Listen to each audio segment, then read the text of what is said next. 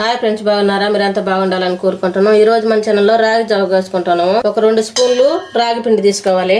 ఇది 2 స్పూన్లు. ఈ స్పూన్ తోటి 2 స్పూన్లు తీసుకున్నాం. ఇది మొత్తం నీళ్లు పోసుకొని కలుపుకోవాలి. గడ్డలు లేకుండా కలుపుకోవాలి. ఈ విధంగా గడ్డలు లేకుండా కలుపుకోవాలి. ఇప్పుడు వాటర్ పోసుకోవాలి. 2 స్పూన్లు రాగి పిండి తీసుకున్నాం కదా, 2 గ్లాసులు వాటర్ తీసుకుంటాను. ఈ గ్లాస్ తోటి 2 గ్లాసులు వాటరు. ఇప్పుడు పొయ్యి మీద పెట్టి బాగా ఉడికించుకున్నాం. ఉడికేటప్పుడే కొంచెం సాల్ట్ వేసేసుకోండి. ఇప్పుడు కలుపుకుంటా ఉడికించుకోవాలి, లేకపోతే గడ్డ కట్టుద్ది.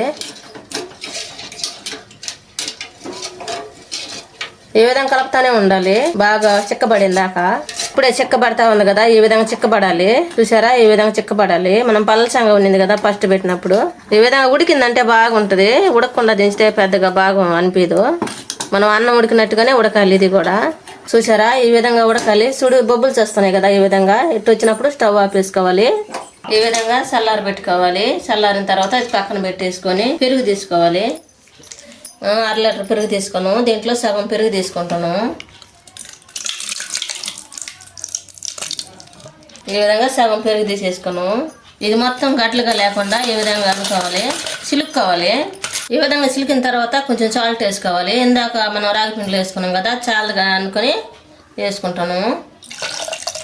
ఇప్పుడు వాటర్ పోసేసుకోవాలి. గ్లాసు పోసిన తర్వాత మొత్తం కలిపేసుకోవాలి.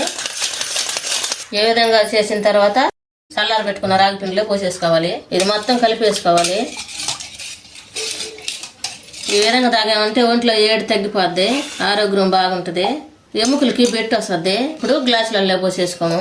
ఎంత టేస్టీగా ఉండే రాగి పిండి మజ్జిగ జావా రెడీ అయింది. మీరు కూడా మీ ఇంట్లో చేసుకుని ఎలా ఉందో మా కామెంట్లో పెట్టండి.